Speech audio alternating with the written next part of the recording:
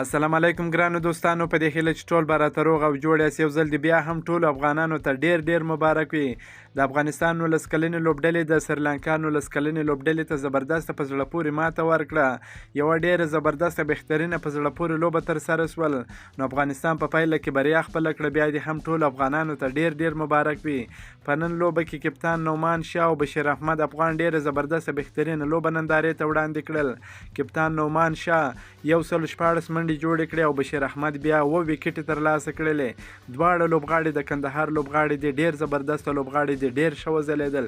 په دې هیله چې په راتلونکي کې هم دوی په ځان باندې ډیر کار وکړي او ژر تر ژره تر ملي لوبډلې پورې راورسیږي.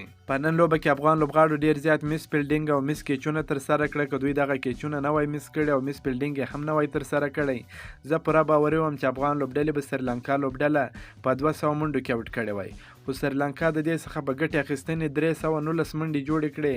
یوازې په 4 منډو یې دغه لوبه وبایله. افغانستان لومړی بیټینګ ترسره کړ. په ټاکل شوو 500 اورونو کې د 7 لوبغاړو په سوځېدو سره 323 منډې هدف وټاکئ. د افغانستان لپاره کپتان نعمان شاه ډېره زبردسته بهترینه سلیزه جوړه کړه. په 109 بالونو باندې 114 منډې جوړې کړې. 14 څلوریزې 3 شپږیزې په بیټینګ شاملې وې. سهیل خان زرمتي 52 منډې جوړې کړې. محمد هارون 50 منډې جوړې کړې. حزب الله دوراني 19 منډې جوړې کړې.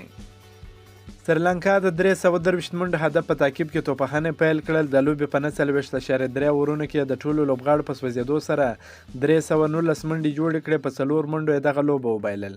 د دوی لپاره یوه لوبغاړي ډېره زبردسته بهترینه چټکه لوبه ترسره کړل. په 115 بالونو باندې 140 منډې جوړې کړې. بل لوبغاړي 40 منډې جوړې کړې. د افغانستان لپاره په توپچونه کې بشیر احمد افغان ډېره زبردسته بهترینه او نه هېرېدونکې او تاریخي توپچونه ترسره کړل. په 10 اورونو کې 450 منډې ورکړې. 7 مهمې وکټې یې واخیستې.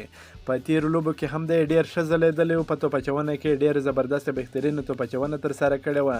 چپلاسه چټک توپچونکی دی. په دې هیله چې په راتلونکي کې هم په ځان باندې نور ډېره خواري وکړي او د افغانستان ملي لوبډلې ته راشي، ځکه ډېر بهترینه یو زبردسته سټارټ اخلي، ډېر ښه سټایل لري، ډېر ښه قد لري.